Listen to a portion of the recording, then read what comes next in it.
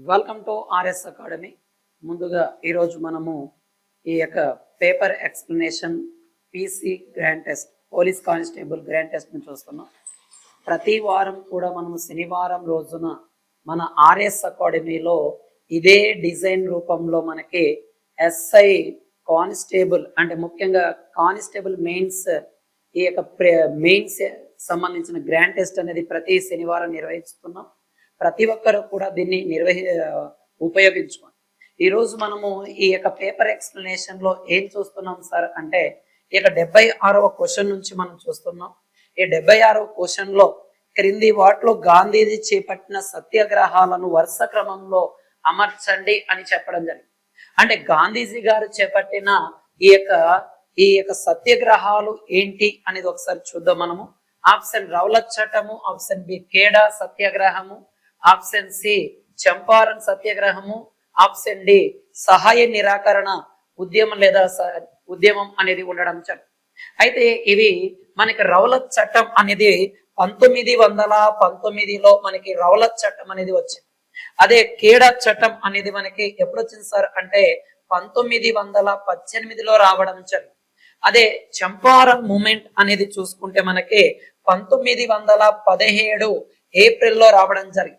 అదే సహాయ నిరాకరణ ఉద్యమం అయితే 1920లో రావడం జరిగింది. అంటే దీన్ని బట్టించి మనకి ఎప్పుడు ఇది ఉంది అని చూస్తే మనకి ఫస్ట్ మనకి ఇది వస్తుంది. కాబట్టి దాని తర్వాత 1917 తర్వాత 1918 అండ్ మూడవది 1919 అండ్ నాలుగవది 1920. అంటే సిబిఏ అండ్ డి. ఆ ఆప్షన్ ఎక్కడుంది సార్ అంటే ఈ యొక్క రెండవ ఆప్షన్ గా చెప్పడం జరుగుతుంది మనకి. కాబట్టి ఇలాంటి క్వశ్చన్ మనం కొంచెం జాగ్రత్త చూద్దాం. నెక్స్ట్ వన్ చూసుకుంటే మదన్ మోహన్ మాలవ్య స్థాపించిన పత్రికలో సరికానిది గుర్తించండి. ఇక్కడ క్వశ్చన్ ఏం అడుగుతున్నాడో కొంచెం జాగ్రత్త. సరికానిది ఎవరిది? మదన్ మోహన్ మాలవ్య అనే ఈ యొక్క వ్యక్తి యొక్క స్థాపించిన పత్రికలలో ఈ యొక్క వితని కానిది సరికానిది ఏది అంటున్నాడు. ఆప్షన్ 1 లీడర్ పత్రిక, option B Bombay Chronicle, option 3 Abhyudaya, option 4 మర్యాద. అయితే దీంట్లో స్థాపించినది ఏంటి సార్ అంటే బాంబే క్రానికల్ అనేది. ఈ బాంబే క్రానికల్ ని ఎప్పుడు సార్ అంటే 1910వ సంవత్సరంలో. ఓకే, ఎప్పుడు సార్ అంటే దీన్ని 1910వ సంవత్సరంలో ఎవరు సార్ అంటే దీన్ని ఫిరోజ్ షా మెహతా. చాలా జాగ్రత్త నాన్న. ఎవరు సార్ అంటే ఫిరోజ్ షా మెహతా అనే వ్యక్తి దీన్ని స్థాపించడం జరుగుతుంది. కాబట్టి ఈ మదన్ మోహన్ మాలవ్య స్థాపించినది ఏం సార్ అంటే బాంబే క్రానికల్. మిగతావన్నీ కూడా మదన్ మోహన్ మాలవ్య స్థాపించిన పత్రికలలో ఒకటి. అయితే నెక్స్ట్ క్వశ్చన్ కి వెళ్ళిపోదాం మనము. ఈ 78వ క్వశ్చన్. ఈ 78వ క్వశ్చన్ ఒకసారి గమనించండి అన్న. ఏమిచ్చే 78వ క్వశ్చన్ అంటే గోపాలకృష్ణ గోఖలే అనే వ్యక్తి. ఓకేనన్నా. ఇతనికి సంబంధించిన వాక్యాలలో సరైన వాక్యాలను గుర్తించండి. ఇతను 1905లో పూనాలోని సామాజిక దురాచారాలకు పోరాడడానికి ఓకేనన్నా ఇతను సర్వెంట్ ఆఫ్ ఇండియా సొసైటీని స్థాపించాడు. నిజమే. దాని తర్వాత 1907లో బెనారస్ లో జరిగిన జాతీయ కాంగ్రెస్ సమావేశానికి అధ్యక్ష వహించారు. ఓకే, కాబట్టి 1907లో ఈ జాతీయ సైన్స్ కాంగ్రెస్ సమావేశం అనేది చూసుకుంటే మనకి ఎక్కడ జరిగింది సార్ అంటే బెనారస్ కాదు, ముఖ్యంగా సూరత్ ప్రాంతంలో జరగడం జరిగింది. ఈ సూరత్ ప్రాంతంలో జరిగిన ఈ యొక్క బెనారస్ ఈ 1907లో ఐఎన్సి కాంగ్రెస్ సమావేశానికి అధ్యక్ష వహించినది ఎవరు సార్ అంటే మనకి రాజ్ బిహారీ ఘోష్. చాలా చాలా ఇంపార్టెంట్. ఎవరు సార్ అంటే రాజ్ బిహారీ ఘోష్ అనే వ్యక్తి ఈ యొక్క అధ్యక్ష వహించడం జరిగింది 1907లో. ఈ 1907లో రాజ్ బిహారీ ఘోష్ అధ్యక్ష వహించి మనకి ఈ యొక్క ఐఎన్సి అనేది మనకి ఎలాగ సార్ అంటే మితవాదులు అతివాదులుగా విడిపోవడం కూడా జరిగింది. కాబట్టి దీంట్లో సరైన వాక్యాలు ఈ ఆప్షన్ ఏ మాత్రమే. అంటే ఆప్షన్ 1 అనేది సరైన ఆన్సర్. రెండవది ఇది తప్పు. 1907లో సూరత్ లో జరిగిన సమావేశం ఎవరు అధ్యక్ష వహించారు సార్ అంటే రాజ్ బిహారీ ఘోష్. అదే సమావేశంలో ఐఎన్సి అనేది మితవాదులు అతివాదులుగా విడిపోయారు. కాబట్టి దీన్ని కూడా మనం కొంచెం యాడ్ చేసుకోండి. ఓకే, నెక్స్ట్ అంశానికి వెళ్ళిపోతే నెక్స్ట్ క్వశ్చన్ మనకి ఓకే 79వ క్వశ్చన్ చూసుకోండి అన్న. ఈ 79వ క్వశ్చన్ లో మనకి ఏమి ఇచ్చాడు సార్ అంటే ఓకే నన్ను బెంగాల్ విభజన రవీంద్రుని సలహాతో ఏ విధంగా జరుపుకున్నారు అంటే బెంగాల్ విభజన అనేది జరిగింది. మనకి ఎప్పుడు జరిగింది సార్ అంటే 1905 లో జరిగింది. ఈ 1905 లో బెంగాల్ విభజన జరిగినప్పుడు ఈ రవీంద్రుని అంటే రవీంద్రనాథ్ ఠాగూర్ ఏమని దీన్ని జరుపుకోవాలని సూచించారు. ఆప్షన్ 1 ఐక్యమత్య దినోత్సవం అండ్ ఆప్షన్ 2 రక్షబంధన దినోత్సవం, ఆప్షన్ 3 బ్లాక్ డే, ఆప్షన్ 4 సౌభ్రాతత్వం అని.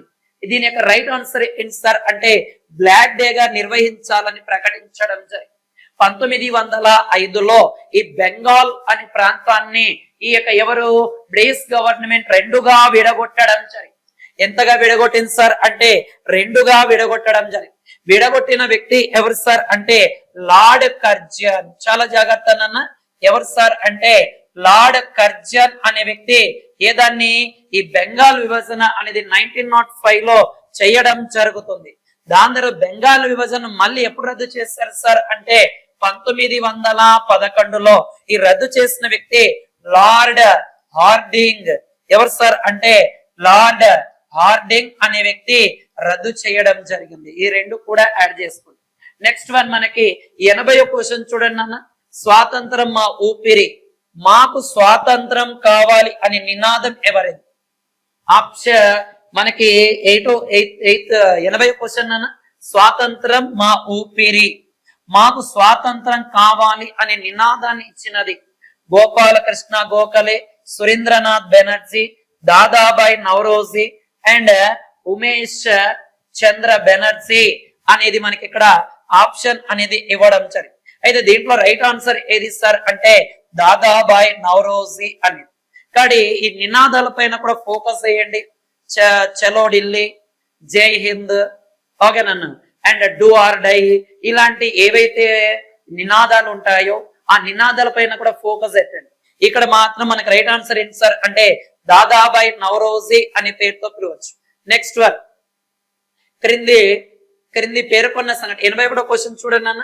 క్రింది సంఘటనలో ఓకేనన్న క్రింది సంఘటనల్లో కాలక్రమంలో అమర్చండి అన్నాడు. ఆప్షన్ 1 స్వదేశీ ఉద్యమం, ఆప్షన్ 2 సహాయ నిరాకరణ ఉద్యమం, option C quit India movement, option D శాసన ఉల్లంఘన ఉద్యమం. అంటే వీటి యొక్క ఏ కాలంలో ఏ సంవత్సరంలో ఏర్పాటై తెలిస్తే వాటిని మనం వరుస క్రమంలో అమర్చవచ్చు. స్వదేశీ మూమెంట్ ని మనం ఏదాన్ని సార్ అంటే 1905లో దీన్ని బెంగాల్ విభజన కారణంగా జరిగింది. అదే సహాయ నిరాకరణ ఉద్యమం. సహాయ నిరాకరణ ఉద్యమం అంటే బ్రిటిష్ వాళ్ళకు సాయం చేయకుండా నిరాకరించడం కోసం చేపట్టిన ఉద్యమంగా చెప్పడం జరుగుతుంది. ఇది ఎప్పుడు జరిగింది సార్ అంటే 1920. అదే క్విట్ ఇండియా మూవ్మెంట్ ఎప్పుడు సార్ అంటే 1942లో జరిగింది. అదే శాసన ఉల్లంఘన ఉద్యమం అయితే ఎప్పుడు జరిగింది సార్ అంటే 1930. దీన్ని మనము దండి మార్చ్ అనే పేరుతో కూడా పిలవచ్చు, లేదా దీన్ని సాల్ట్ సత్యాగ్రహ అనే పేరుతో కూడా పిలవచ్చు. అయితే దీని ప్రకారం మనకి first A B D C అంటే ఆప్షన్ 1 అనేది దీని యొక్క రైట్ ఆన్సర్ అని చెప్పవచ్చు మనకి. దాని తర్వాత నెక్స్ట్ క్వశ్చన్ విషయానికి వెళ్ళిపోతే మనకి ఓకేనన్న ఆప్షన్ 82వ క్వశ్చన్ చూడండి అన్న. 82వ క్వశ్చన్ లో మనకి ఏమని మెన్షన్ చేసింది చూడండి. 82వ క్వశ్చన్ క్రింది వాటిలో సరికాని జత ఏమిటి అని ఇచ్చాడు.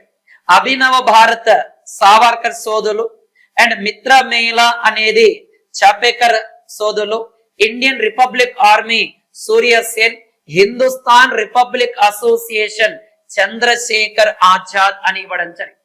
అయితే దీంట్లో మనకి ఇచ్చిన ఆప్షన్ ప్రకారం మనకు దీంట్లో ఏమన్నాడు సరికానిది ఏది అని ఇవ్వడం జరిగింది. అంటే సరికానిది ఏది అనేది మనకి దీంట్లో సరికానిది ఏది సార్ అంటే మిత్రమేళ అని. ఈ మిత్రమేళను కూడా ఈ సావర్కర్ సోదరులు అంటే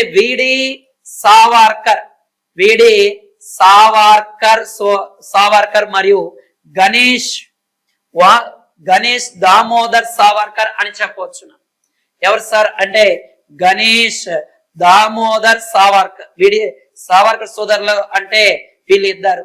కాబట్టి కొంచెం జాగ్రత్తన, విడి సావర్కర్ అండ్ గణేష్ దామోదర్ సావర్కర్ వీళ్ళిద్దరు కలిసి ఈ మిత్రమేళ అనే సంస్థను ఎప్పుడు స్థాపించారు సార్ అంటే 1899లో దీన్ని స్థాపించడం జరిగింది. ఈ 1899లో దీని పేరు ఏమిటి సార్ అంటే దీన్ని పేరు ఏంటి సార్ అంటే మిత్రమేళ. ఎక్కడ స్థాపించారు సార్ అంటే నాసిక్ లో ఏర్పాటు చేయడం జరిగింది. దాని తర్వాత వీళ్ళిద్దరు కలిసి 1900 సంవత్సరంలో దీని పేరు ఏమని మార్చారు సార్ అంటే అభినవ భారత్ సొసైటీగా పేరు మార్చడం జరిగింది. కాబట్టి ఇది కొంచెం జాగ్రత్తగా యాడ్ చేసుకున్నా. క్వశ్చన్ ఏం అడుగుతున్నాడు, మనం ఏం చెప్తున్నాం, మనం ఏం చదువుతున్నాం, క్వశ్చన్ అనేది చాలా జాగ్రత్త. అక్కడ తప్పు ఉన్న దాన్ని కూడా మేము ఏంటి అనేది కూడా చెప్పడం జరుగుతుంది. ఇది ఎక్స్ప్లెనేషన్ అనేది చాలా చాలా ఇంపార్టెంట్. మనం చేసింది ఎక్కడ మిస్టేక్ చేస్తున్నాం, ఎలా చేస్తున్నాం అనేది. కాబట్టి మన ఆర్ఎస్ అకాడమీలో ప్రతి శనివారం గ్రాండ్ టెస్ట్ నిర్వహించడం జరుగుతుంది మనకి. అదే ఎక్కడ సార్ అంటే సాయి వసంత కాంప్లెక్స్ బిర్లా కాంపౌండ్ కర్నూలులో మనకి నిర్వహించడం జరుగుతుంది. దాంతో పాటు ఈ పేపర్ ఎక్స్ప్లెనేషన్ కూడా మీ ముందు తీసుకురావడం జరుగుతుంది. ఎందుకు పేపర్ ఎక్స్ప్లెనేషన్ సార్ అంటే మనం ఎక్కడ మిస్టేక్ చేస్తున్నాం, ఎలాగ చదవాలా, క్వశ్చన్ ఎలాగ ఆన్సర్ చేయాలా అనేది ఈ మా ఫ్యాకల్టీ యొక్క ఎక్స్ప్లెనేషన్ విధానం అనేది అలాగ ఉండడం జరుగుతుంది. అండ్ దాని తర్వాత మనకి నెక్స్ట్ క్వశ్చన్ విషయానికి వెళ్ళిపోదాం. 82 అయిపోయింది కాబట్టి 83వ క్వశ్చన్ లో క్రింది వాటిలో సరైనవి గుర్తించండి అన్నారు. అంటే సరికానిది తీసేయాలన్నమాట. అంటే సరైనది గుర్తించండి. భారతదేశ జాతీయ కాంగ్రెస్ కు అధ్యక్ష వహించిన మొదటి మహిళ. ఓకేనన్న, ఎవరు సార్ మొదటి మహిళ ఎవరు సార్ అంటే అన్ని బీసెంట్ కరెక్టేనన్న. అండ్ భారత జాతీయ కాంగ్రెస్ మొత్తం 4 మహిళలు అధ్యక్ష వహించారు నిజంగా. అండ్ భారత జాతీయ కాంగ్రెస్ అధ్యక్ష వహించిన మొదటి భారతీయ మహిళ సరోజిని నాయుడు. నిజమేనన్న. ఈ 3 ఆన్సర్లు కూడా రైటే. భారతదేశానికి మొట్టమొదటి మహిళ ఐఎన్సి అధ్యక్షురాలు అంటే అనిబేసెంట్. అండ్ భారతదేశానికి జాతీయ కాంగ్రెస్ మొత్తం అధ్యక్ష వహించినది ఎంతమంది సార్ అంటే 4. అండ్ ఆప్షన్ సి భారత జాతీయ కాంగ్రెస్ మొదటి భారతీయ మహిళ. ఇక్కడ మొదటి భారతీయ మహిళ, రెండింటి డిఫరెంట్ ఉంది చూడండి. అలాగా మనకి ఇక్కడ క్వశ్చన్ అనేది అడగడం జరుగుతుంది. కాబట్టి దీంట్లో ఈ యొక్క ఆప్షన్ థర్డ్ అనేది A and B and C. అయితే దీంట్లో మనం ఒకసారి చూద్దాం. ఐఎన్సికి సంబంధించిన క్వశ్చన్లు చూద్దాం. ఇండియన్ నేషనల్ కాంగ్రెస్ దీనిని 1885లో ఏఓ హ్యూమ్ గారు దీన్ని స్థాపించడం జరిగింది. అయితే ఏఓ హ్యూమ్ గారు స్థాపిస్తే దీని యొక్క మొదటి 1885లో ఐఎన్సి అధ్యక్షుడు ఎవరు సార్ అంటే డబ్ల్యూసి బెనర్జీ అనే వ్యక్తి ఉండడం జరుగుతుంది మనకి ఏదైనా. అయితే ఈ యొక్క ఐఎన్సీలో మొత్తం 4 మహిళలు అంటున్నాం. ఐఎన్సీలో మొత్తం ఎంతమంది మహిళలు ఇప్పటిదాకా బాధ్యత వహించిందంటే 4. ఒకరేమో మనకి ఎవరు సార్ అంటే అనిబీ సెంట్ గారు. ఒకరు ఎవరు సార్ అంటే అనిబీ సెంట్ గారు. రెండో వాళ్ళు ఎవరు సార్ అంటే మనకి మన భారతీయ మొదటి మహిళ అయిన సరోజిని నాయుడు. ఎవరు సార్ అంటే సరోజిని నాయుడు. దాని తర్వాత ఎవరున్నారు సార్ అంటే ఇందిరా గాంధీ తర్వాత ఆమె కోడలు అయిన సోనియా గాంధీ గారు మనకి ఉండడం జరుగుతుంది. అయితే ఇక్కడ మనం గమనించవలసింది ఏంటంటే ఐఎన్సికి ఇప్పుడు దాకా 4 మహిళలు మాత్రమే ఉన్నారు. అదే అనిబీ cent and 1917లో and Sarojini Naidu 1925లో, Indira Gandhi తర్వాత మనకి స్వాతంత్రం వచ్చిన తర్వాత అధ్యక్ష బాధ్యతలు వహించడము సోనియా గాంధీ కూడా. అయితే ప్రెసిడెంట్ ఐఎన్సి యొక్క అధ్యక్షుడు ఎవరు సార్ అంటే మల్లికార్జున ఖార్గే గారు ఉండడం జరుగుతుంది. ఇది కూడా కొంచెం జాగ్రత్తగా చూడండి. దాని తర్వాత శాసన ఉల్లంఘన ఉద్యమం ఎప్పుడు జరిగింది అని చెప్తున్నది. శాసన ఉల్లంఘన ఉద్యమం అంటే ఇందాక కూడా మనకి రిపీటెడ్ గా వచ్చిన క్వశ్చన్. ఈ శాసన ఉల్లంఘన ఉద్యమం అనేది మనకి శాసన ఉల్లంఘన ఉద్యమాన్ని మనం ఏమంటాం సార్ అంటే సత్యాగ్రహ ఉప్పు సత్యాగ్రహం అంటాం. ముఖ్యంగా మనకి ఇది 1930లో ప్రారంభం అవడం జరిగినదిగా చెప్పడం జరుగుతుంది. అంటే 1929 నుంచి 34, ఆప్షన్ 2 1930 నుంచి 34, 1931 నుంచి 34, 1932 నుంచి 35. కానీ దీని రైట్ ఆన్సర్ అనేది 1930 నుంచి 34 మధ్య ఇది జరగడం జరిగిందిగా చెప్పడం జరుగుతుంది. దీన్ని గాంధీజీ నిర్వహించడం జరిగింది, దీనికి అధ్యక్ష బాధ్యతలు వహించారు. ఓకే, దాని తర్వాత నెక్స్ట్ క్వశ్చన్ ఏంటి సార్ అంటే 85వ క్వశ్చన్. ఈ 85వ క్వశ్చన్ లో చూడండి మనకి ఏమని ఇచ్చాడు సార్ అంటే చౌరీ చౌరా అనే ప్రాంతం. ఏది సార్ అంటే చౌరీ చౌరా అనే ప్రాంతం ఏ రాష్ట్రంలో ఉంది? ఈ చౌరీ చౌరా అనే ప్రాంతం ఏ రాష్ట్రం? Maharashtra, option 2 Bihar, option 3 Madras, option 4 Uttar Pradesh. ఎక్కడుంది సార్ చౌరీ చౌరా సంఘటన అంటే ఉత్తరప్రదేశ్ లో ఉంది. ఇది గతంలో ఉమ్మడి ఆంధ్రప్రదేశ్ లోని ఓకేనా ఉమ్మడి ఆంధ్రప్రదేశ్ లోని మనకి ఎక్సైజ్ కానిస్టేబుల్ ఎగ్జామ్ లో పడిన బిట్ కూడా ఇది. ఓకే, చాలా ఇదొకటే కాదు, చాలా గ్రూప్స్ గానీ అండ్ కానిస్టేబుల్ గానీ ఎస్ఎస్సి గానీ బ్యాంక్స్ గానీ అన్నిట్లో రిపీటెడ్ అయిన క్వశ్చన్ జిఎస్ టాపిక్ లో. అయితే మనకి ఇది ఎందుకు సార్ చౌరీ చౌరా అనే ప్రాంతం అంటే మనకి 1920లో ఒక మూమెంట్ జరిగింది, సహాయ నిరాకరణ ఉద్యమం. ఈ సహాయ నిరాకరణ ఉద్యమం అనేది 1922లో ఈ చౌరీ చౌరా అనే ప్రాంతం దగ్గర ఈ ఉద్యమము ఏమైందంటే ఆ ఉద్యమంలో పాల్గొనే వాళ్ళు ఉత్తరప్రదేశ్ లోని ఒక పోలీస్ స్టేషన్ పైన దాడి చేసి ఆ పోలీస్ స్టేషన్ తగలబెట్టడం వలన అహింసకు దాడి జరగడం జరిగింది.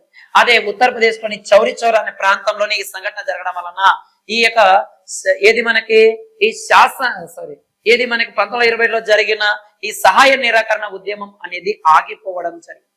అలాగా దీని కారణంగానే ఈ యొక్క దాని వల్లనే ఆగిపోవడం జరిగింది. కాబట్టి ఇది కొంచెం జాగ్రత్తగా గుర్తు పెట్టుకోండి. ఔరంగజేబ్ చేత మరణ శిక్ష విధించబడిన సిక్కు గురువు ఎవరు?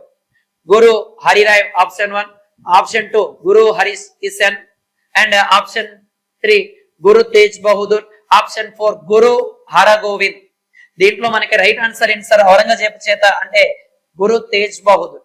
ఆల్రెడీ మనకి ఈ యొక్క మొఘల్ చక్రవర్తి ఔరంగజేబ్ ఇతని కంటే ముందు 5వ గురు అయిన గురు అర్జున్ సింగ్ అనే వ్యక్తి, గురు అర్జున్ సింగ్ అనే వ్యక్తి ఎవరైతే ఉంటారో ఈ గురు అర్జున్ సింగ్ అనే వ్యక్తి ఓకేనా ఎవరి చేత సార్ అంటే జహాంగీర్, ఎవరి చేత సార్ అంటే జహాంగీర్ చేత ఉరి తీయబడ్డాడు. ఈ రెండు కూడా లింకప్ చేసుకున్నాను. సిక్ మత స్థాపకుడు గురు నానక్.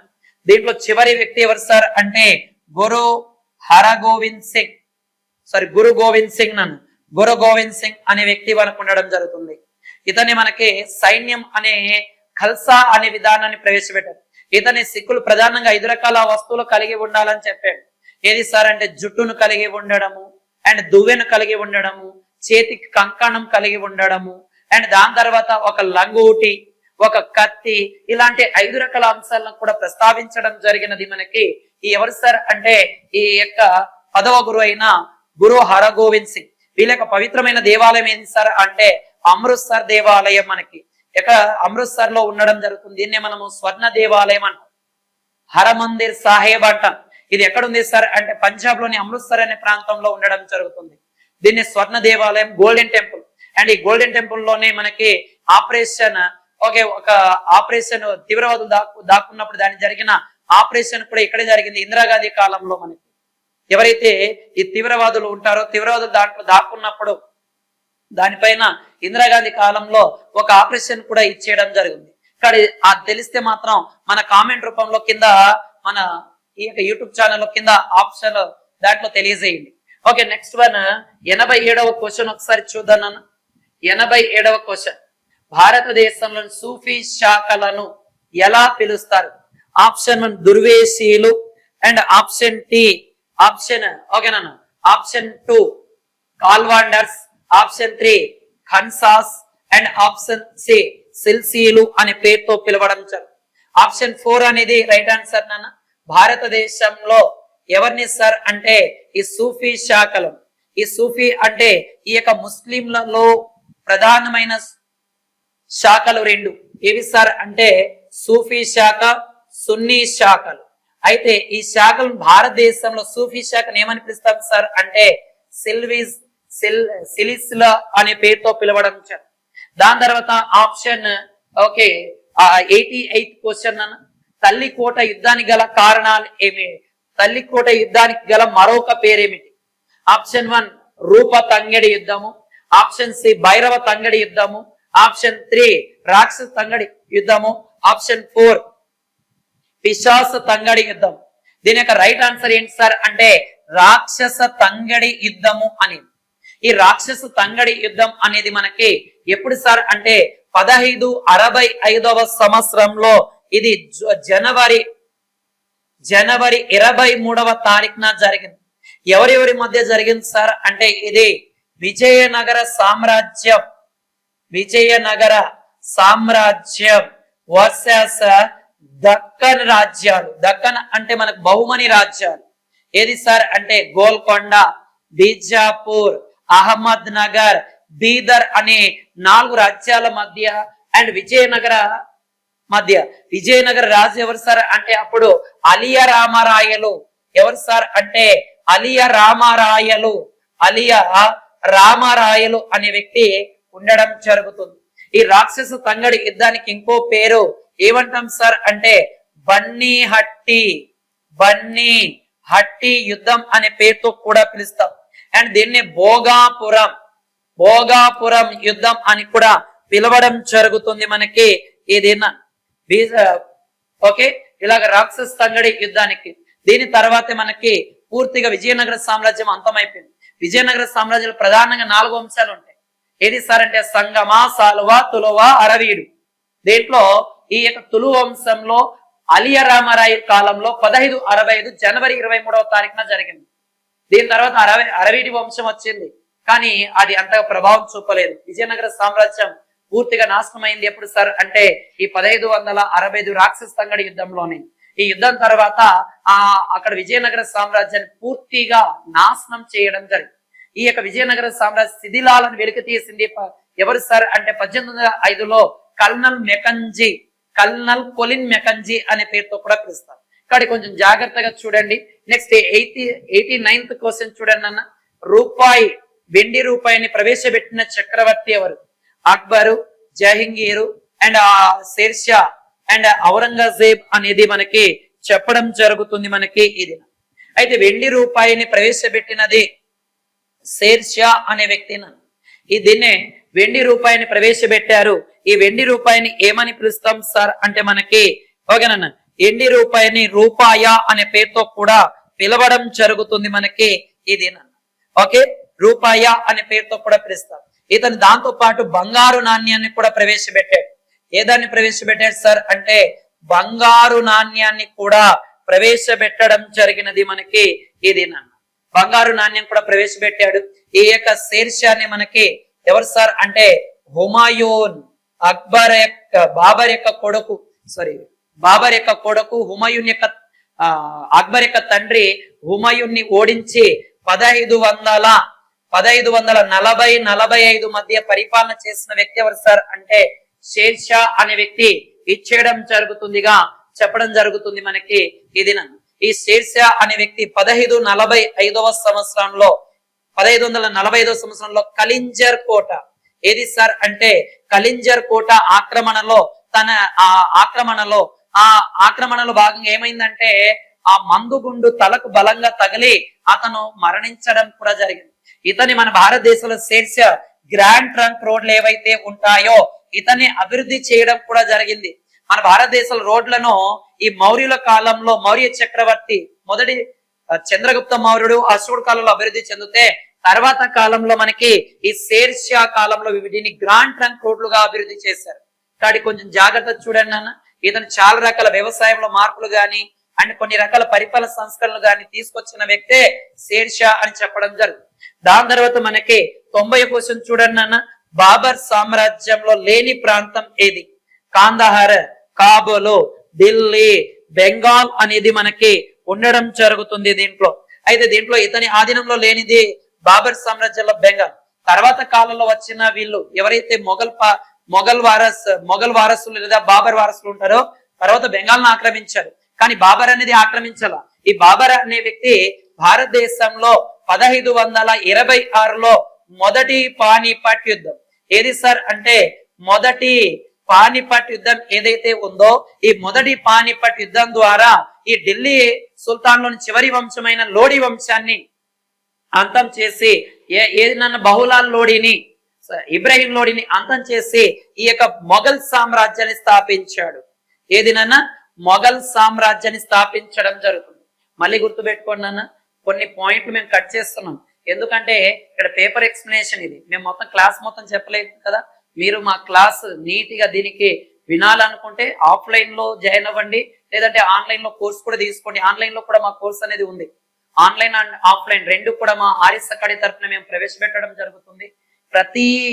ప్రతి గ్రాండ్ టెస్ట్ ని, ప్రతి మోడల్ టెస్ట్ ని మేము ఈ విధంగానే వివరిస్తాం. అందరిలాగా మేమైతే మాటలు చెప్పము, చేసి చూపించడం జరుగుతుంది. మీ విజయం వెనక మా కృషి అనేది ఖచ్చితంగా ఉండడం జరుగుతుంది.